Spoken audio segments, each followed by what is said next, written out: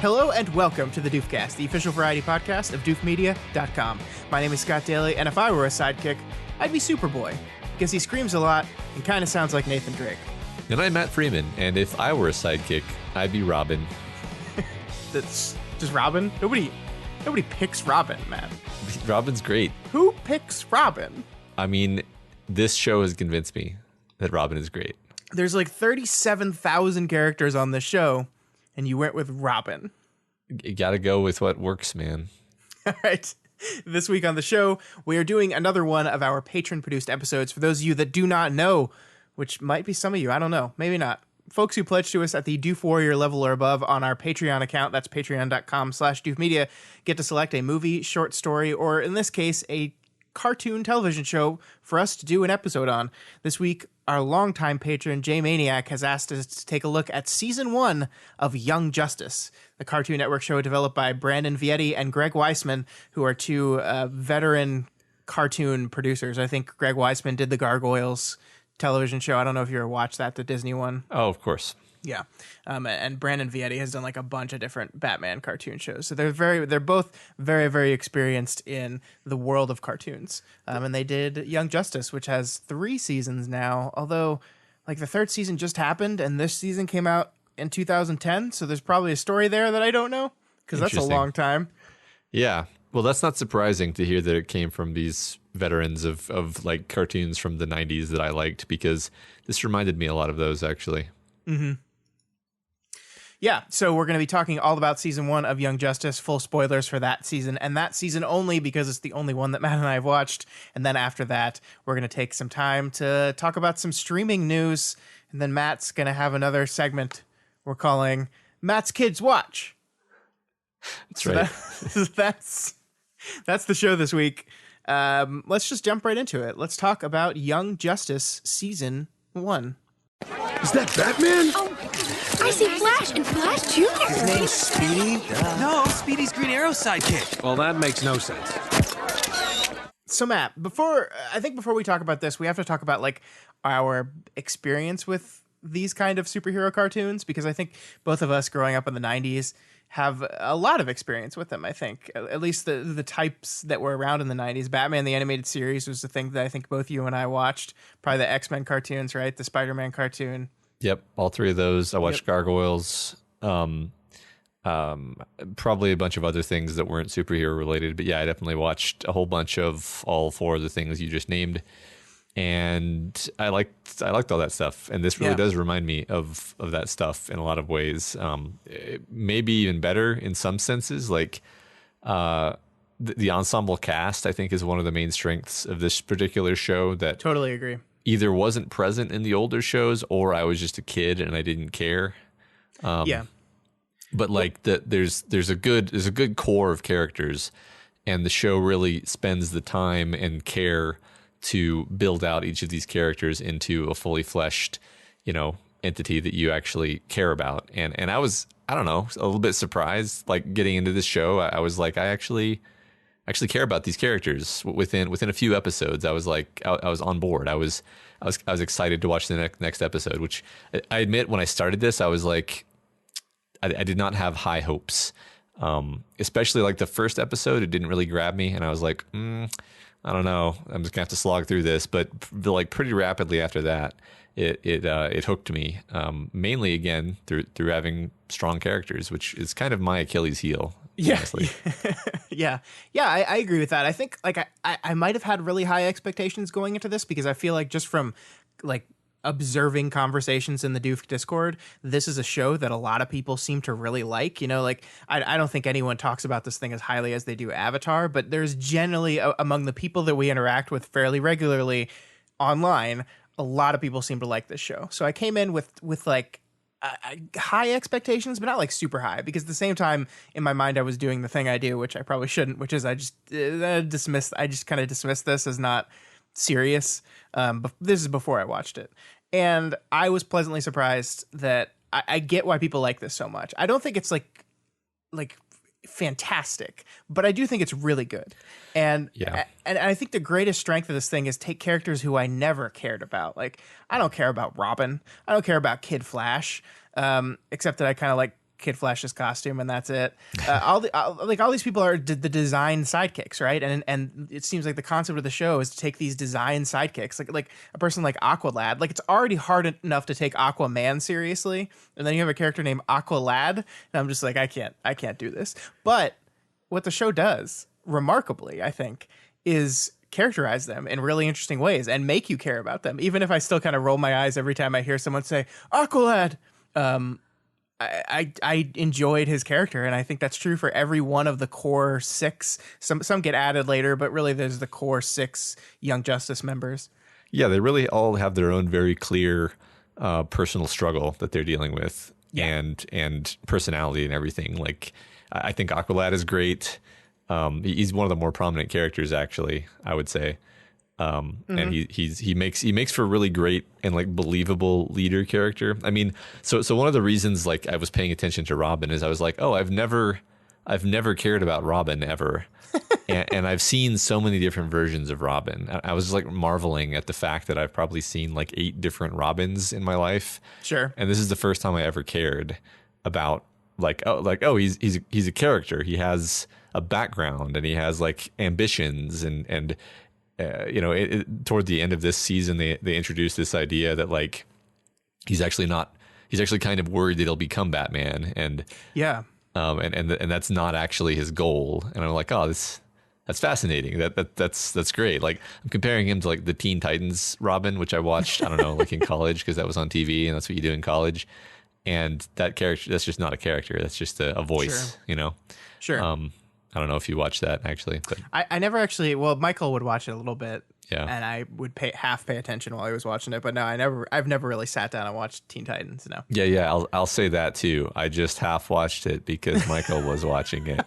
You can't roll that back. It's too late. Yeah, but the point is, this does a good job with all that. Like even the kind of tropes where I sometimes don't like the trope, like what they did with Superboy, I was kind of ready to roll my eyes. And then it just never quite goes the direction that is the cliche, and always just makes it a little bit more interesting than I kind of expected it to be. I totally agree with that. I disliked Superboy for a lot of the season because I just nothing because of what the show was doing, just what I felt it was doing. Like, he's this angry character. It's like, what if Superman, but like an angry teen? And I was like, oh, I don't want to do that. But they constantly surprised me with where they went with it, and that's my kind of overall thought on the show. Is they constantly surprised me as where they went with it. Anytime something specifically annoyed me, it ended up being something that was plot relevant. Like, we're probably going to spend a lot of time talking about Megan because I think like she gets really fleshed out in the show, but like when we meet her, the whole "hello, Megan," I was just like, this is awful. I hate it. I hate that so much. It's so out of place and weird here. I don't understand why they're doing it. And then like they have that episode where they reveal where all that came from, and it's just like, holy shit, that's so satisfying. It's so satisfying to be annoyed by something and then to realize 15 episodes later why you were annoyed by something you were supposed to be. It was a long play for them to set up this whole affect she had put on. I thought it was a really fun, like, sci-fi. It was almost like a Star Trek idea that like her true form is this monstrous thing. Yeah. And I even like, speaking of like little kind of dramatic decisions that they take that make it better, like she confesses that that's not her true form, and then they're like, well, show us your true form. And then she shows them just like herself but bald, which is not her true form. Yeah, that was great. And I was like, oh, that's great, because like she doesn't have the courage at this point, and it didn't feel right that she would have the courage at this point. So this makes perfect sense. Like, yeah, like it would have kind of diminished her as not as a person, but like I wouldn't have believed her as a character quite as much if she had just been like, yeah, sure, I'll show you, because you wouldn't have bought it at that point. And that's great writing, I think. Yeah, well, and I appreciate that. Like, I think with an ensemble show like this, there's a tendency to like do the Superboy arc and do the Megan arc and do the Artemis arc. But what I appreciate about what the show did is it kind of let a lot of those arcs play out over the course of the season, instead of just like, okay, we've done Superboy, we've solved his shit, now we're just gonna put him in the background and work on someone else. And yes, every character like gets an episode at the least, but like sometimes multiple episodes that are clearly like, this is the Kid Flash episode. Every like character gets those, but also they have this ongoing arc throughout this season. Well, almost all of them. I don't know. Like Kid Flash gets a few episodes that are his episodes, and I really like those. I don't know if he has like a season-long arc in the way like someone like Superboy or Megan do. Yeah, it's less. I'd say it's less clear. I'm thinking mainly of the episode where he's trying to deliver the heart, and that one, that specific episode has kind of a theme of he isn't really taking this seriously prior to that point, and then like he's confronted with failure, and then he steps up. But I agree, like that, and that's fine. I agree that like there's not a big mystery underlying his character like there is Artemis and Superboy and sort of Megan. There's not like a question of you know whether their goals align with being a hero like there is with Aqualad and Robin, sort of. Sure. Yeah. I really liked that episode though. I'm trying to remember what the name of it is. I've got the episode list ahead of me, and I'm like, okay, which one was it? The one where he has to run across the entire country to deliver the heart. I thought that was great, and I agree with you. I love that it let him fail for a moment, and it didn't. Obviously, it's going to rectify that. It's a cartoon show. Like as much as they're dealing with some emotions, like they're not gonna just be like, oh, she's dead. Sorry, but they like let the character wallow in that for a little bit. And I really appreciated that, like, because that's the whole thing. Like the idea that if he had just not fucked around for 15 minutes, he would have made it. And you let your character sit and deal with that fact, and then kind of twist it around. But I really liked that. Yeah, I thought it's all just very well constructed. I feel. Yeah.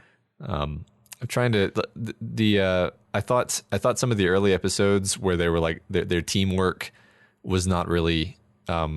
Was poor, I guess you could say. Sure. What do I want to say about that? Actually, like I found it believable. I guess. Yeah. I think I liked it. I think those were the closest that it came to the kind of thing that I do roll my eyes at, where it's like the problems could all just be solved if they would just have a conversation. But I kind of give it a pass in this case because it's like, yeah, that's the point. Actually, is that is that their communication is poor, and then the show has them grow and get better communication, and then they don't have that problem anymore. I think my complaint with that story element is when there's no reason for the characters to not be communicating. Like if you have two characters that are established to be good at communication and then you need to drum up conflict by having them not talk, that feels off. But I totally agree with you when the objective of the conflict is that they can't communicate, then it's fine to have those conflicts that could very easily be solved by just talking to each other. And I think the trick is once you do that,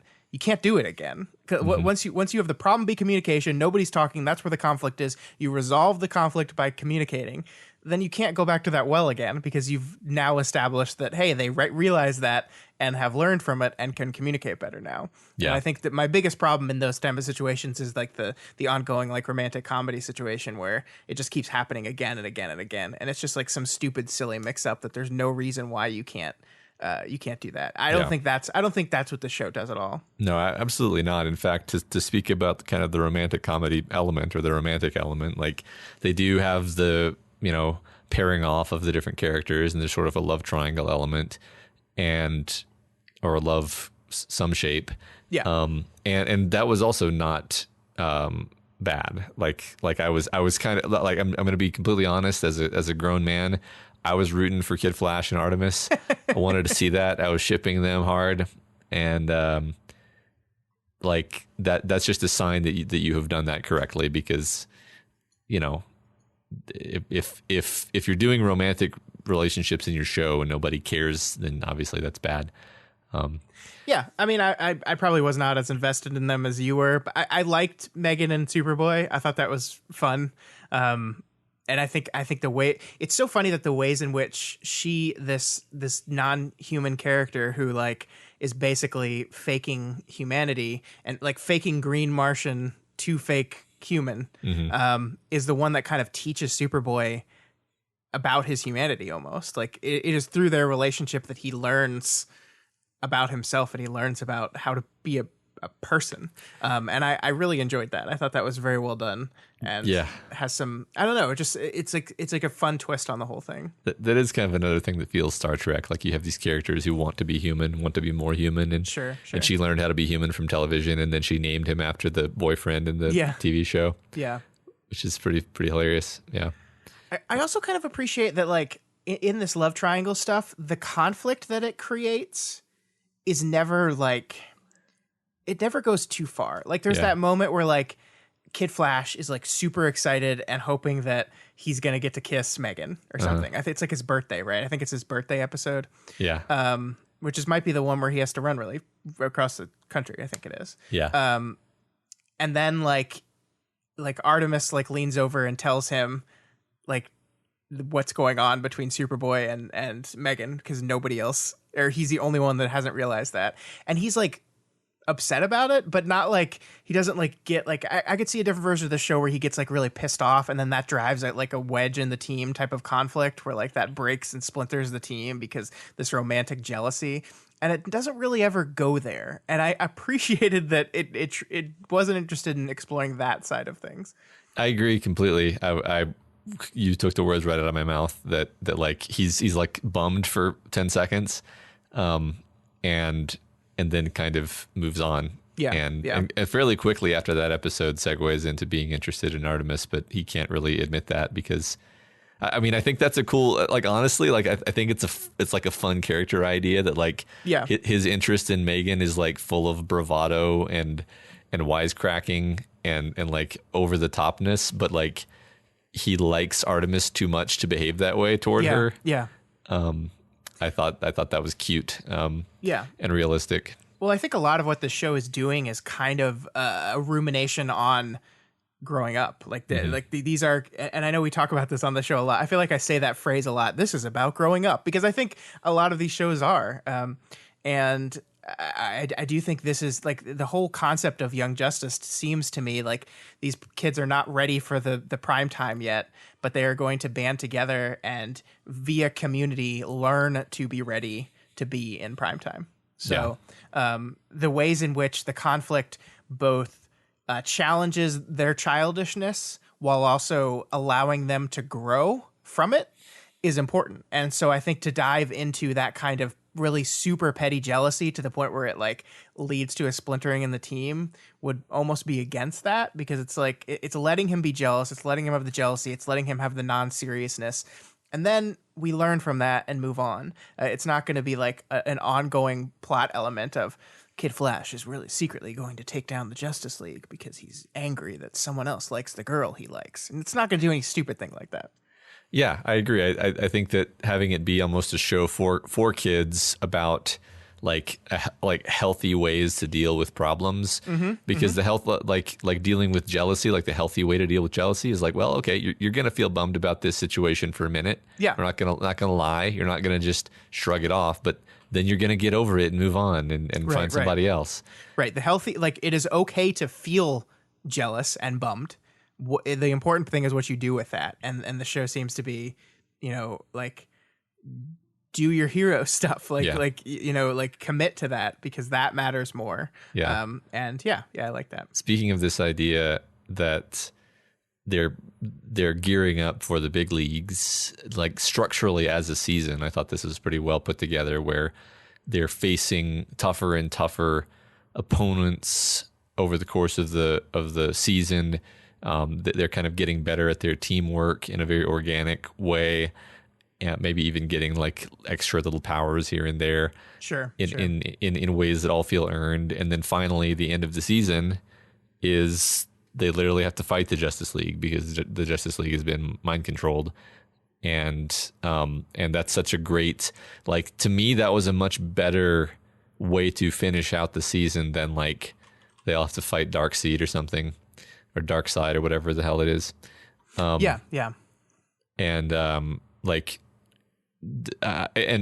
what I also liked about that is the fact that they have they have established like Superman and Batman as being like really formidable. Like these guys can just swoop in and handle something single-handedly that the whole Young Justice, whatever we're calling it, can't handle. And now they have to fight Superman. Oh my God, this is intense. And so like I just like the kind of the mechanism of keeping that tension there and making it exciting. I thought that worked really, really well. Yeah, I agree with that. I think, like there were a couple episodes throughout the show that dealt with like, oh no, the Justice League is gone. You guys have to step up. But I love that the finale, it wasn't really until the finale that it was like, not only are they gone, quote unquote, and you have to step up, but they are now your enemies and you've got to figure out what to do.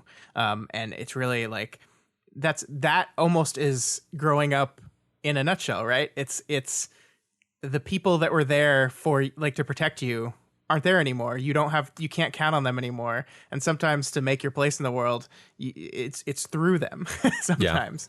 Yeah. And just like how they did that scene where like Superman's fighting Superboy and Robin's fighting Batman. And like, as you'd kind of predict, Superman's beating Superboy and Batman's beating Robin. And they really have to actually use their teamwork and synergy to actually beat these much stronger heroes. And that's totally. Hey, that's good storytelling right there. You did it. So it's cool.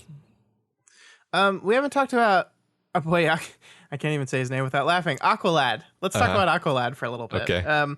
I enjoyed his episode where we got to go back to Atlantis and he's like kind of divided between returning home to Atlantis or staying on the team. I like his whole like leadership arc is really interesting to me. Yeah. And I generally pretty enjoyed it. Like I tend to not identify with, but I tend to like when any cartoon, I always like the leader character for whatever reason. Like Leonardo was my turtle. The Red Ranger was my Power Ranger. It's just like the leader of the team is the character I usually like the most in these type of shows.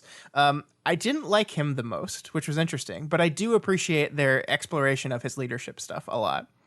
Yeah. There were some actually relatively mature types of struggle that he deals with where like at one point, I may be misremembering slightly, but he's like, I should step aside.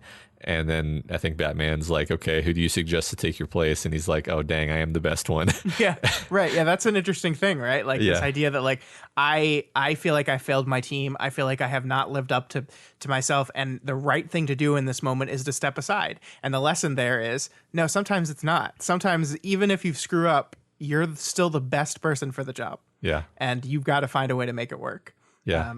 I love that. This is kind of a random thing, but I just kind of liked how they used Megan's telepathy, like constantly. I liked it as a like almost reminding me of parahumans, where it's like if you had this as an ability, you would just use it all the time, and really come to rely on it. And so it's just like a touch of kind of like tactical realism, which is nice. It's nice when you can get it. Yeah, totally agree. And I don't know what to say more about Aqualad, except his name is Aqualad, and I wish he had a better name. So we can talk about like in context of the team. I like how they all kind of had different like, they all kind of had different both roles, both in combat and in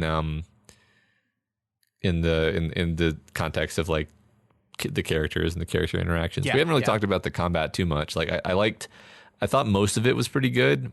I felt like some episodes were better animated than others, and I guess that happens sometimes. I'd be curious to know if this is one of those things where there were like two different animation studios or something. Yeah, I mean, I feel like probably. Because some of them, like the first episode, I remember like the very first like action, like the whole show opens up with like an action scene, and I was like, oh my god, this is not good. I don't know if that was your impression, but I was like, oh, this is going to be rough. And then it got, eventually it got really good. And there's some scenes that were great. And yeah, I'm going to be honest with you. Like none of the action really like enthralled me. Like I was never like, oh my God, this is great. This is amazing action. I liked it as an extension of the conflicts between the character conflict, but that was about it. Like I there was never a point in watching this season that I was like saying, yes, I can't wait for the fight. Like I never felt that. And it's okay. It's okay to feel that. I think if I were a 12-year-old kid, I probably would have loved it, but I don't know. I feel like I've been watching comic book action for ever. Yeah, that's true. I guess what I might say about it is like, I feel like there were like a handful of fights across the entire season that I was really into and thought were really good. Like genuinely good. Can you think of any? I think when they're fighting the Justice League, I thought that was pretty well done. I can't think of any of the others. But I think the episode where Megan has gotten confused and they've forgotten that they're on a training mission and we have to watch like everyone die slowly. Yeah. I thought the action there was pretty good because like I feel like whenever a show is allowed to break the rules of the show, the action is always just a little bit better. Yeah. Like we know we're gonna roll this all back, so we don't have to worry about killing off any of our characters, and it can just go all out. I like that, and I liked when they were able to do that in that episode. And that's just like I thought that episode had a really great structure to it. I kind of want to talk to you, Matt, about the way this show operates. A lot of the time is it starts in media res and you're super confused, and then it rolls out like via flashbacks or some other method. It rolls out what's actually happening.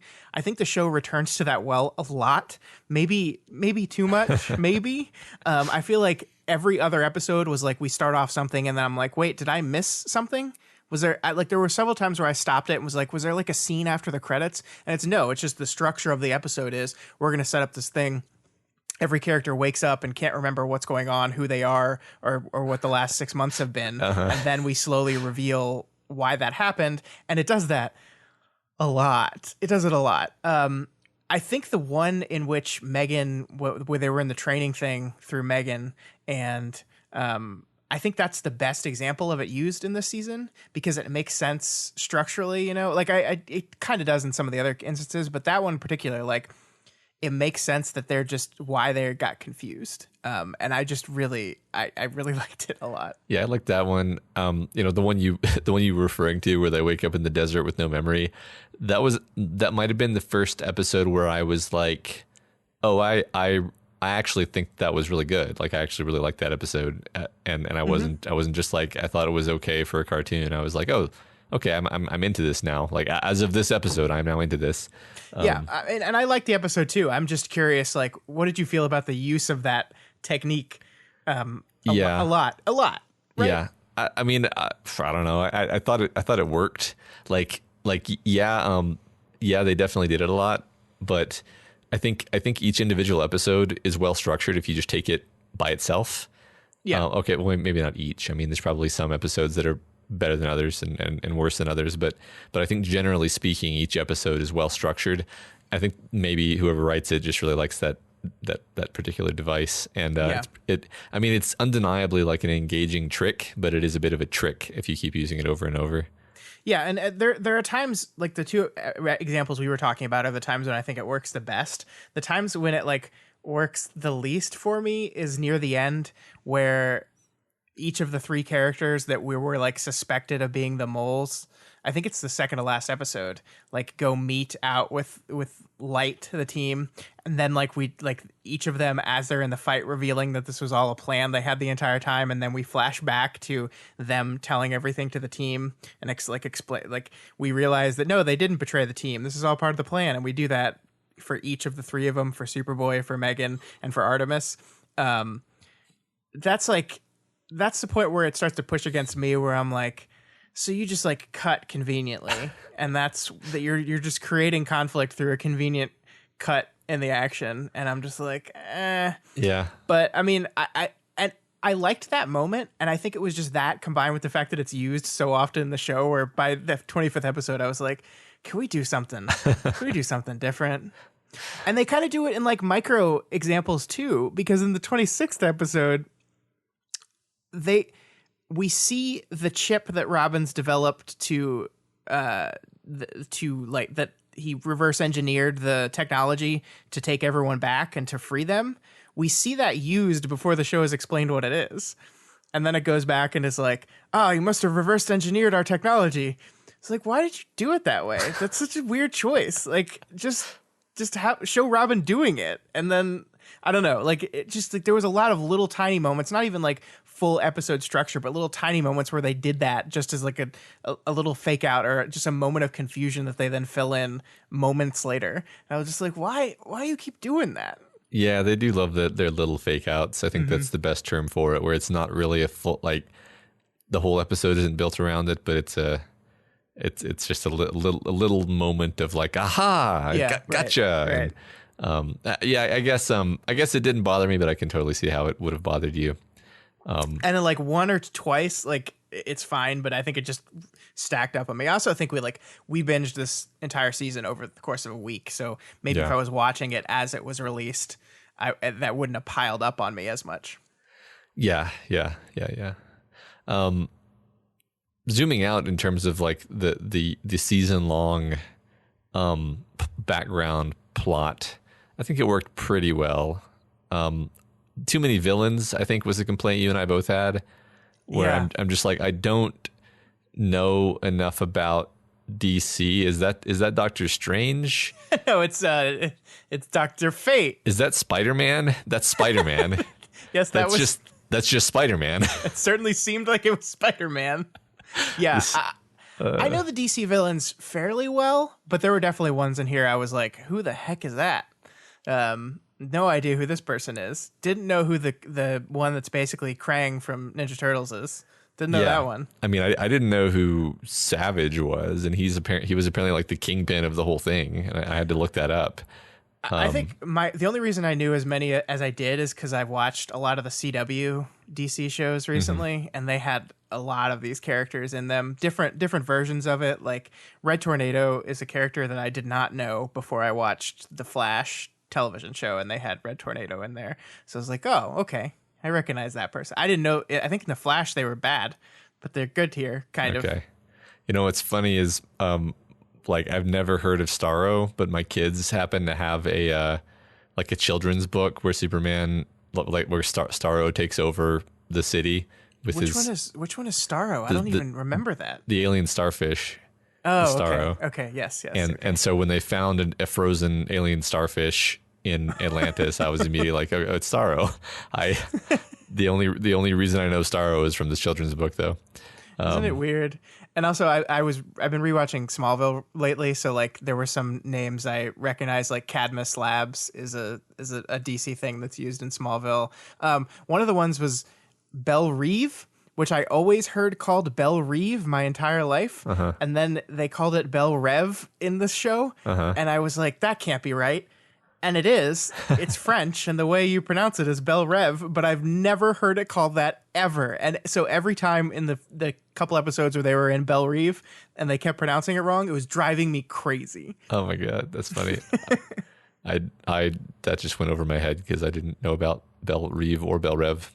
Well, now you know, so you can suffer with me. Now I know something about it. So let's I think the Superman Superboy dynamic was really interesting to me, and maybe because I love Superman so much, but I thought the choice to make him not know what to do at all with this kid was a really interesting one, and I'm glad they did it. I thought it was I think there's a tendency with Superman to make him a Boy Scout all the time, and I understand that. Superman will always eventually do the right thing. That's kind of who he is, but he's also a human still in some ways. He's still Clark Kent, and this reticence and this uncertainty with who's this kid? This is me, but it's also my son, but I don't know what to do with you. And just like, he just dodges the problem for a lot of the season. I thought that was great. I really like that because all it does is expound upon Superboy's issues. Like if Superman had taken him under his wing and like helped him and taught him, he would have suffered a lot less, but Superman was unwilling to do that. And so we get this conflict, and I really liked it. I liked how really, like, this is a very, very minor moment, but like the time when Superman's saving like the school bus is going to fall off a bridge, and then Superboy shows up to help, and then Superman like kind of lightly scolds him for like, look, when you jump down on the bridge like that, it just made things worse for me. Yeah. And it was like, you could sense a lot of this is like reading between the lines and knowing the Superman character really well, but it's like you can sense him being like, this kid reminds me too much of like young me, and not being in control of himself, and it makes me uncomfortable, and I'm gonna get out of here. Which is a much better, like I do agree that's a great conflict for Superman to have, as just like, this makes me uncomfortable. There's no clear right thing to do here. And I have a lot of other important things that I could and should be doing, so I'm going to do those and not think about this. Yeah. I liked it a lot, and I think the Lex Luthor wrinkle made me like it even more. And I don't know a lot about Superboy, so I don't know if this backstory is true to his origin backstory in the comic books. Like, I know Superboy is a character, but I'm not aware of any of his backstory, so that was a surprise to me, and I really liked it. I liked that wrinkle. I liked the push and pull, and then like the idea that like Superman, father figure, then Lex Luthor comes in here and he's a father. He's saying he's your father, and then he's inviting you in. He's like doing everything that Superman is unwilling to do. He's trying to bring you in the fold. He's calling you his son. He wants to have a relationship with you. And the temptation of that is very real. And so you understand why this guy suddenly feels tempted by that and starts like freely using the drug that Luthor gives him. Yeah, I like that. That was another thing, kind of like the great Megan moment we mentioned a bit ago, that the idea that he offers Superboy these stickers, patches or whatever, and he struggles over it, but then he accepts them, and then he ends up using them in like every fight from then on. Yeah. But hiding it from everyone, and you're like, oh, this is not good. This is a bad pattern to be setting. And then eventually, a few episodes later, he comes clean about it and like admits that this was a mistake. And it's like, oh, that's much better than just having him like do the right thing in that exact moment, because again, he would have felt like less of a real character if he just made the right decision immediately, and it would have felt like less of a struggle too. And his struggle and his temptation are absolutely believable, because I think one thing we've seen is like, he doesn't have the ability to fly, he doesn't have the laser eyes, and he doesn't like that, and then he goes up against the version of him that does have all that, and there's a little bit of jealousy there. And so someone walks in saying, I'm your dad. You know, you wish your Superman dad was here. I'm your dad. Here's this power I'm willing to give to you. Of course you're gonna be tempted by it. And I don't fault anyone for taking it in that moment. But yeah, the idea that he eventually comes back around to doing the right thing is inherently more satisfying than just being like, yep. And that's why it's not that hard to write Superman. Like, Superman can be tempted by stuff. Like, you don't have to make Superman always do the right thing. He gets there eventually. Of course he does. Use that. Like, anyway, good job, this show, for writing a version of Superman that worked. Yeah, I think, I mean, there's obviously more than one way to do it, but I think that just having it be where even a thoughtful person wouldn't be sure what the right thing to do is. And also, it's really tempting to just kind of ignore the problem. Like, that's a great kind of conflict to give the man who's perfect and can do everything. You give him a question as to what he should do. I think that's great. I like that. I like it a lot. I'm interested to see where they go with that character, with Superboy from here. He's got his cool wolf and his cool ball friend. I like how Superboy's the one that gets the sidekicks, right? He's got Wolf and he's got the rolly ball. Yeah. And those are his. I love it. Yeah, I thought that was fun. I mean, a lot of the combat stuff is just kind of fun and charming. Like, I think that's my favorite thing about the Robin in this version, is like, he doesn't do anything too ridiculous, so you can sort of just appreciate, like, oh, he's just a guy. He's just a guy in these situations, and that makes it feel more like, I don't know, cool. Yeah. Like you know what I mean? Like, sure. It's just training, and that's just, I don't know, that's fun to me. Yeah, well, and one of the things I think these shows always run up against is just the power differential between characters. And I think the show does a really good job of dodging it. First of all, I don't feel like this Superman is like the ridiculously powerful Superman, like Lift continents. And, they just have him punch really hard. Yeah. He can just fly and punch really hard. And so that kind of helps even the playing field. But I think the show always is very inventive in how it involves the less powerful characters. The episode where all the super powerful people get knocked out by the tornado sister and brother, and it's down to Artemis and Robin, the only two without powers, to solve the problem. Yeah. I thought was really fantastic, and is just a great way of kind of writing around your power differential difference in a way that's inherently satisfying. Yeah, in fact, they almost made that was the point of the episode, right? And, Sure. And it was almost like Robin. Man, I feel like I've watched that episode a long time ago, even though it was like a week and a half ago. but like Robin was more used to fighting at this level, but Artemis hadn't really been doing it, and so she almost had like an imposter syndrome thing going on, which was like, yeah, that would totally be an issue if you were in these situations. Sure, yeah. And then of course you have, it does tie really nicely into Artemis's whole thing throughout the story, which is this feeling that she doesn't belong here because of who her parents are. Yeah.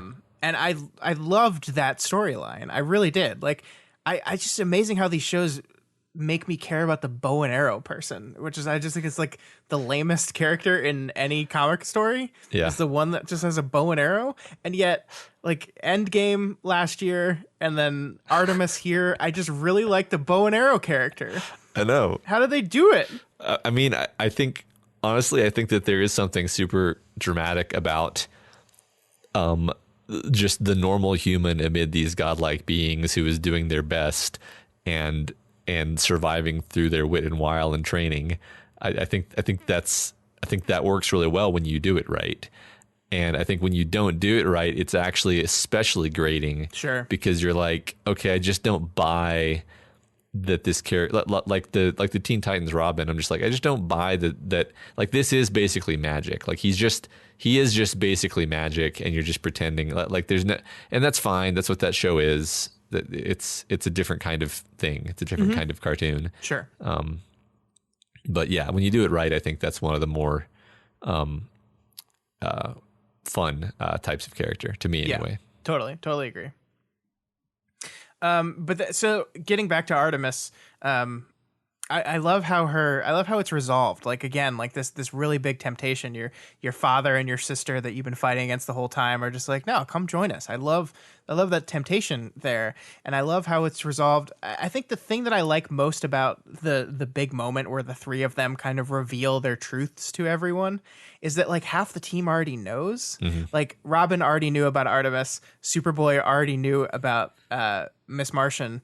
And they're just like, yeah, we knew. We were just like waiting for you to come tell us because we figured you'll tell me when you're ready, and I don't actually care.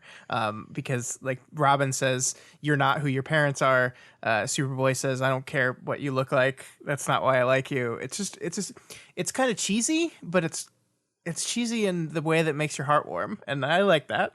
Yeah, and just storytelling wise, if their team had been so weak that it could be shattered by these revelations at this point, then Sure. you would have called bullshit. You would have just been like, well, no, we've seen them deal with a lot of these types of things in the past. Yeah. And the fact that they are obviously like vulnerably confessing to something that's very painful to them, we know at this point that Sure. they have good teamwork. They're not going to just attack that person. So yeah, it's great. Yeah.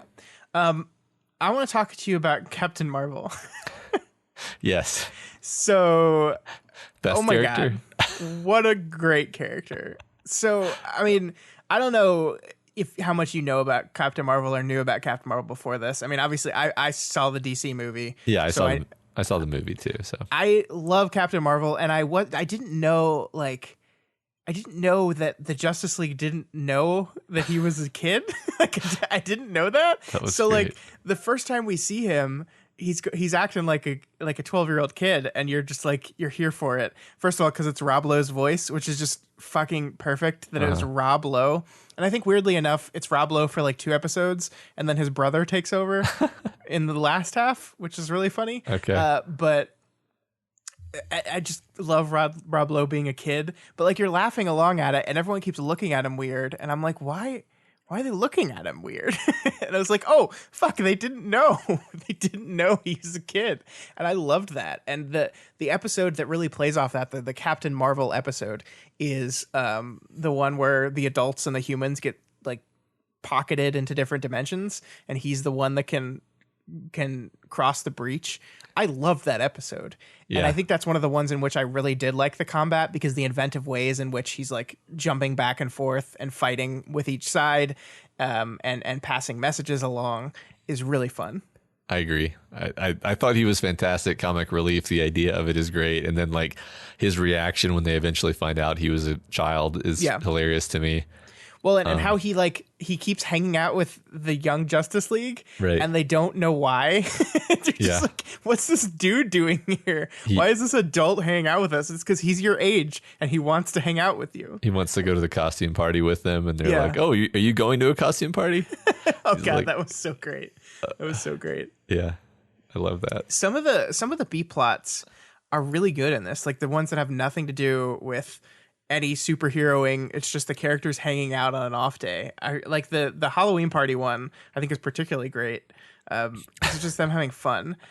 I think you and I both one of the few things that we like reached out to chat about before recording was that episode where the B plot is wacky Halloween party prank humor, and then the A plot was somebody murdered their sister for evilness power, and then tries to kill Artemis. Yeah. And it's just like the tonal. It's not really whiplash. It's just like, oh my God, like it's by far the darkest. I think maybe that's why they did that. Is like it's like the darkest thing in the show in the whole season, and then so they're like, oh, let's offset this with some lighthearted Halloween based comedy. Yeah, but like the in media res and little reveal moments, I feel like this is something that happens on the show a lot, and it was jarring to me. If like a lot of shows have A plots and B plots, right? And the tones of those two plots don't always match up perfectly, because I mean that's really hard to do. And there's a reason something's a B plot is because it's not the driving force of the episode. But I felt like there were multiple times in this show where not just that episode you're talking about, but multiple other episodes where that shift just was like real, like took me out of the show for a minute, where I'm like, whoa, we've just like gone like whiplash of emotion. Like this is goofy as shit, and that was super serious. And I think that was a little weird. It's not my favorite thing, not my favorite part of the show at all. Mm-hmm. Yeah. I mean, I agree with what you said about it being hard to execute, but that was one where I was like, this is like parahumans level darkness here, and I'm a bit surprised we went there actually in this sure in this particular version of. I mean DC is obviously a very dark universe, right? But yeah, man. But it surprises me when some of that stuff is in the cartoons. I guess didn't used to be. It wasn't always. Yeah. Well, the 80s happened. So sure, stupid 80s. 80s were a dark time, man. Dark time. They were a very dark time. It's true. All right. Do you have anything else you want to talk about on this show? I don't think so. I feel like there might be more. I don't know. I feel like I've talked about everything that I was definitely like in love with. I just the fact that literally Spider-Man, it's he shoots web. Okay, let's just, in case you haven't watched it, he jumps around, he crawls on walls with obviously sticky palms in the same exact like fashion as Spider-Man. He web slings. He shoots webs out of his like wrists. What was his name? I don't even know his name. I don't know. I don't know what his name is. But it was really clear that they were just like, let's just have him be Spider-Man, except he's a villain and it's DC. I don't know how they got away with it, honestly. Like, is this a thing? I want to hold on. I have to look this up. This is important. People will be curious. Yeah, I'm really curious. I don't know. He's even got like a costume that kind of looks like Spider-Man, right? Just different colors, I think. Yeah, it's like black with like red or something. Yeah. I'm trying to vamp while you're looking this up. Maybe we'll just cut this. There's Black Spider. Black. Are you kidding me? Are you kidding me? Shows up in Young Justice. This isn't necessarily the same. There's definitely a character called Black Spider in Young Justice. I'm not sure if That's exactly Not the sure same if this thing. is it. And The now point an ad is- is auto playing on this page. Thank you. That's nice. No, yeah, because I remember he was wearing purple. He's wearing purple, and he shot a little red web out of his hand. Yeah. Right? Yeah. Purple. Yeah. Purple. You're right.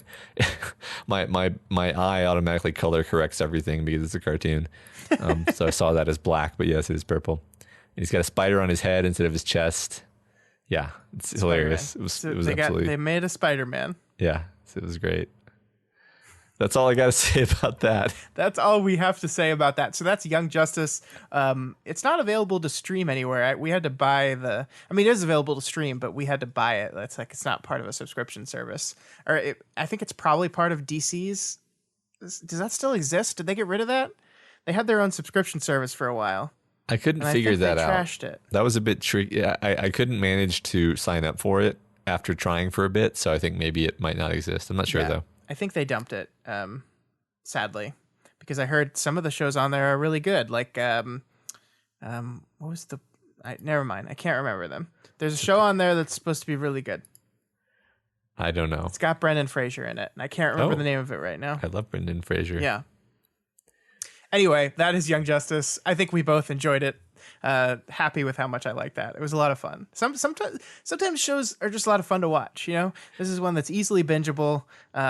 It's very easy to go to the next episode. I enjoyed just about every bit of it. I liked Young Justice. I liked it. I wonder if it gets better. I found it very watchable. Very, very watchable.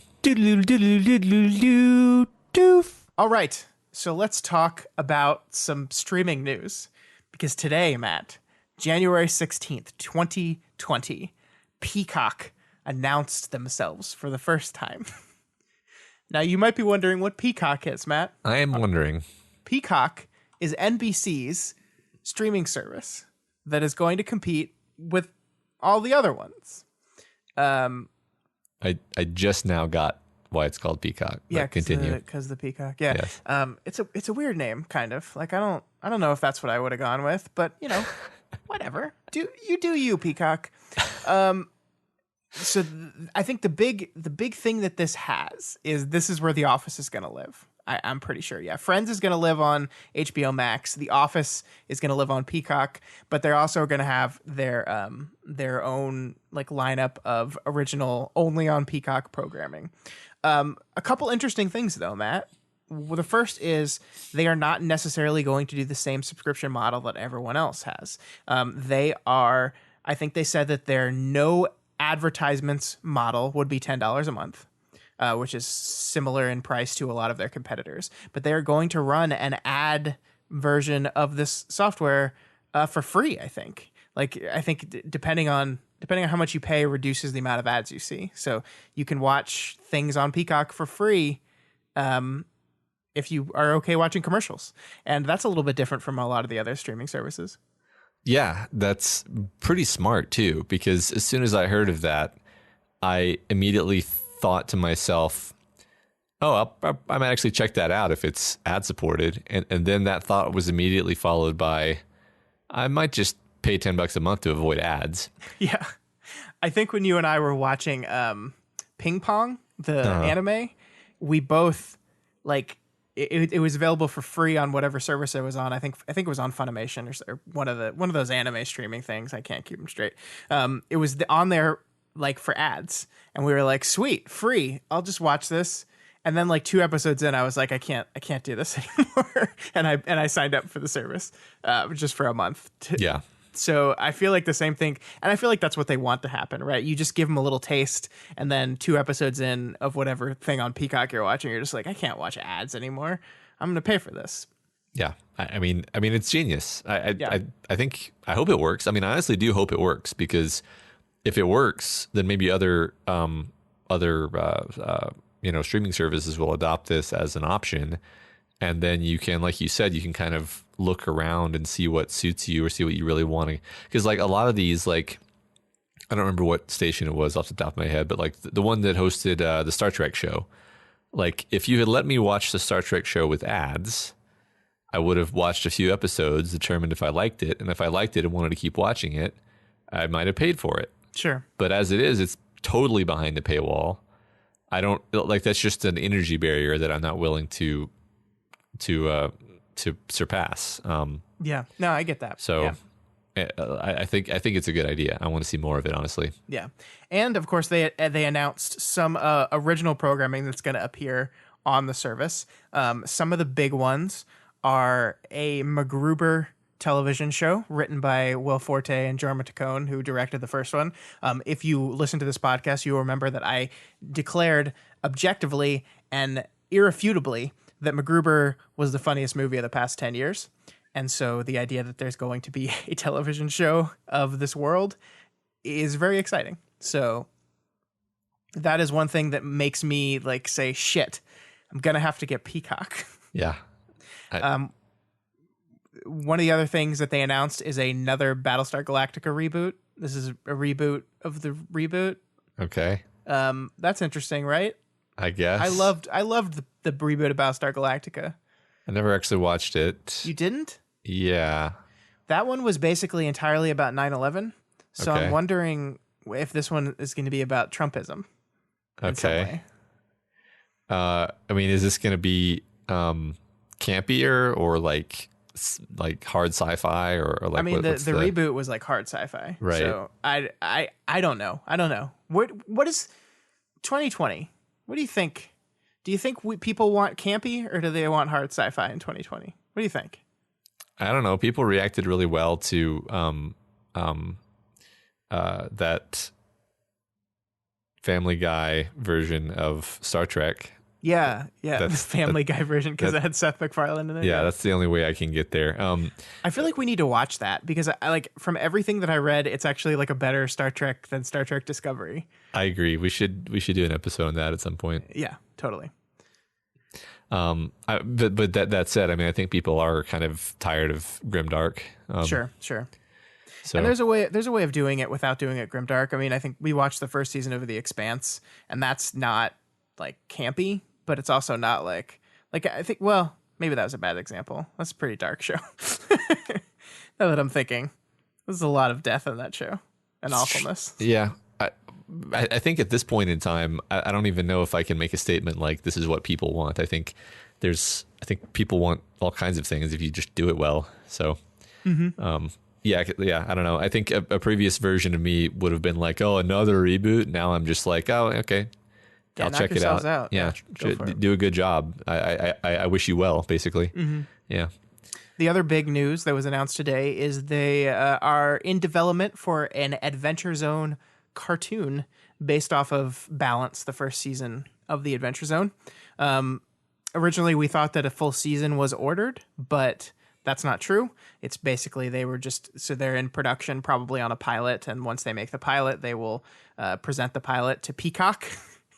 I love saying that, to NBC, and NBC will decide whether they want to order more or not. That's kind of how that works. So we might end up getting an Adventure Zone cartoon for the service, which is pretty fun. I mean, I'm in support of anything that gives the McElroys more money. So Yeah.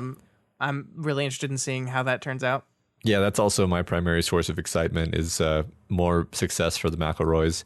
Yeah. Like I do have just kind of a hesitation of just like so much of what's good about that is this ineffable chemistry Sure. that unless like you can't bottle that. So I don't want to be cynical though. I think it could be good. We know next to nothing about it, right? I mean, the Yeah. only thing I know for sure is that they are executive producing it, which is really just a fancy way of saying they're putting their names on it. So like questions like who's going to do the voices? Are they going to be the ones? I don't know. Yeah. That's a bunch of open questions, but it doesn't seem like they'd have time to do the voices for an entire television show. So whatever. I don't know. I hope they do, but yeah, you're right. Yeah. I agree. It would feel very weird to see like a taco character not voiced by Justin. That would feel weird to me. But I don't know. Maybe they could come up with a fun way of doing it. I don't know. Creativity, man. It's good. Yeah. Yeah.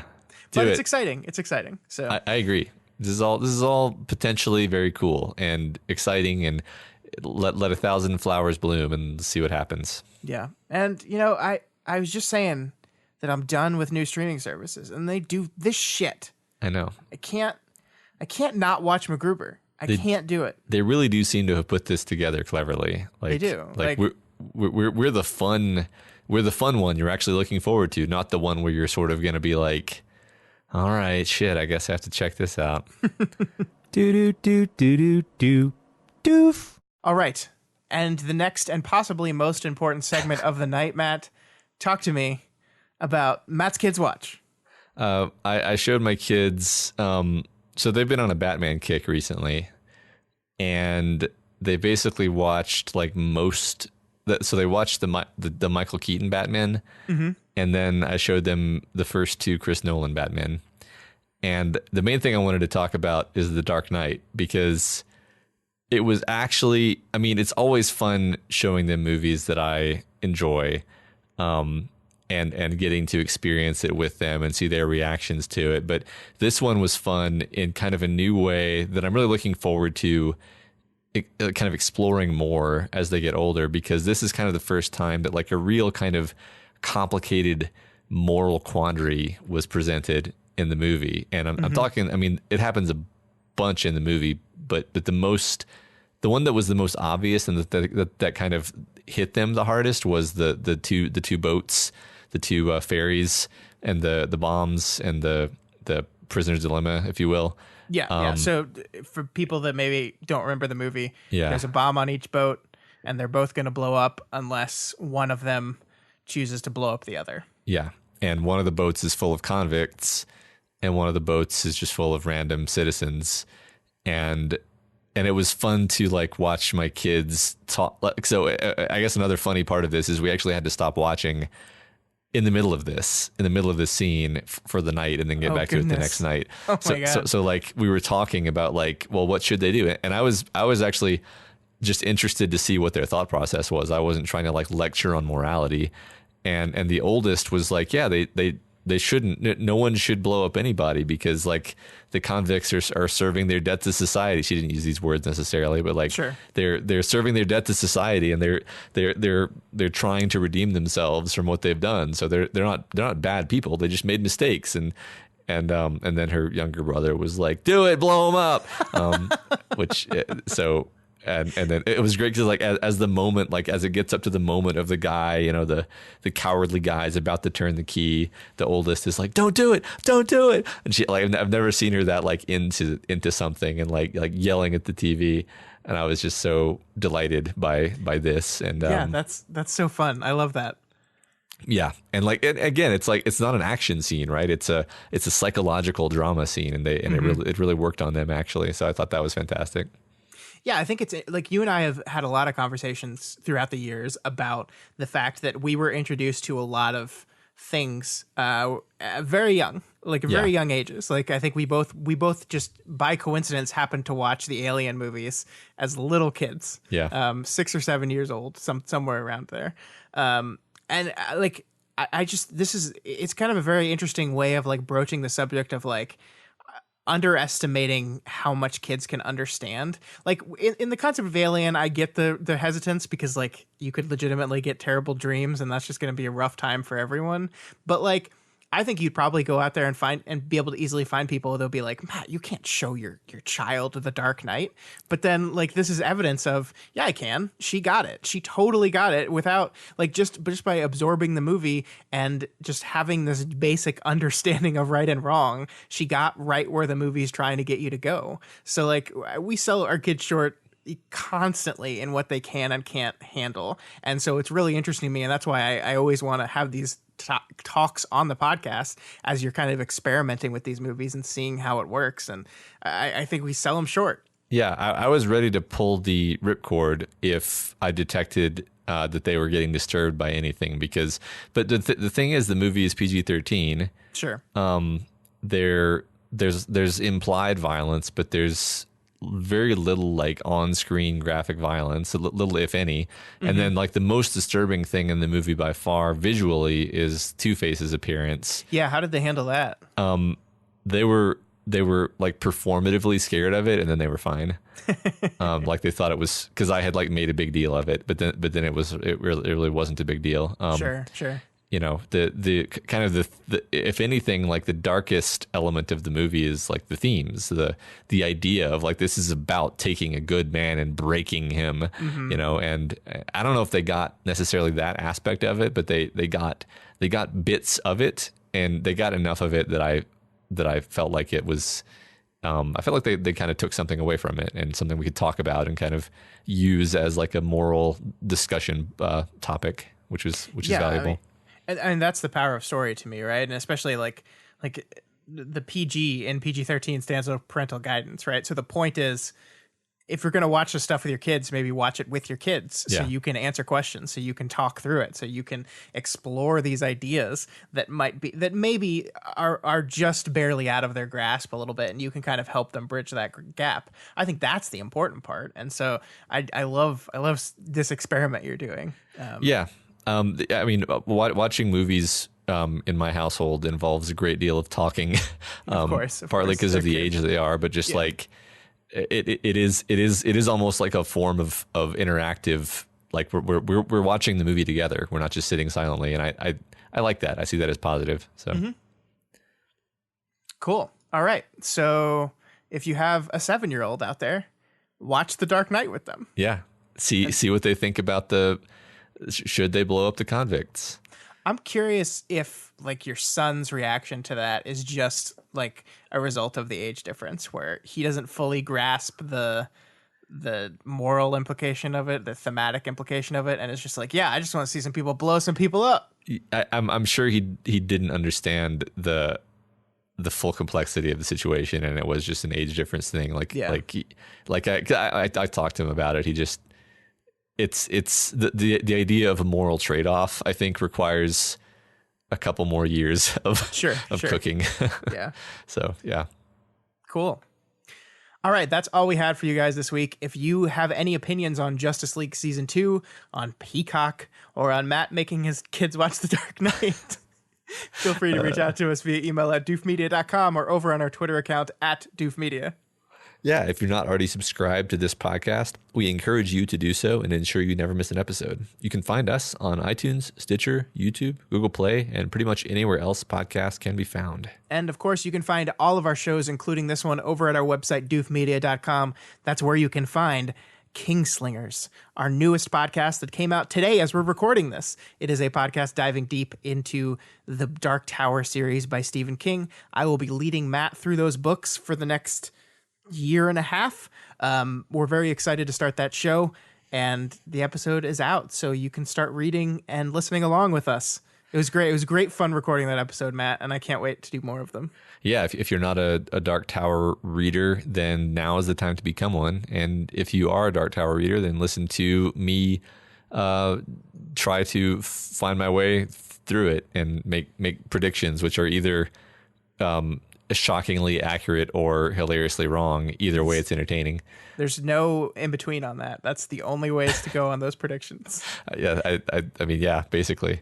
I think recently Media MD did a show on the Magnus Archives, which is a great horror podcast. Which, if you haven't checked out the Magnus Archives or don't know what that is, then check out the Media MD episode. And the Doof the Right Thing short fiction writing contest wraps up like this weekend. So please get your submissions in. Yeah, you can find information on all of this stuff over at doofmedia.com. That's where you can find each and every one of these shows, that writing contest. All of that's available on the website. So head on over there, check that stuff out, and give us a listen. Yeah. And if you like those shows, if you like one of them, if you like two of them, if you like all of them, you can become a patron of Doof Media. Just go over to our Patreon account, patreon.com/doofmedia, and pledge any amount of money from $1 to literally infinity dollars. Yeah. I think. Theoretically. I don't know if their interface supports that, but you can try. I wonder how high it goes. You find out how high it goes. Just see what number you can put in there. Just for an experiment. Yeah. This entire network is completely funded by our patrons. So each and every dollar that you send to us goes right back into our shows. The show Kingslingers, it was a stretch goal for us on our Patreon. So the only reason we're doing that show is because of our patrons. This episode right here of this podcast, the reason we watch Justice League is only because of the wonderful generosity of our patron JayManiac. So our patrons mean the world to us. They are the reason we do this, and we love them so much. So thank you, JayManiac, for supporting us and making us watch this. And thank all of you out there who donate to us. Yeah, and if you aren't quite up to donating yet, or if you just want to go the extra mile, then please consider rating and reviewing us on Apple Podcasts. Every review helps us get more exposure and introduces new people to the content that we make here. All right, guys, we will be back next week for another episode of our Deconstructing Fincher series, where we're talking about the movie Seven.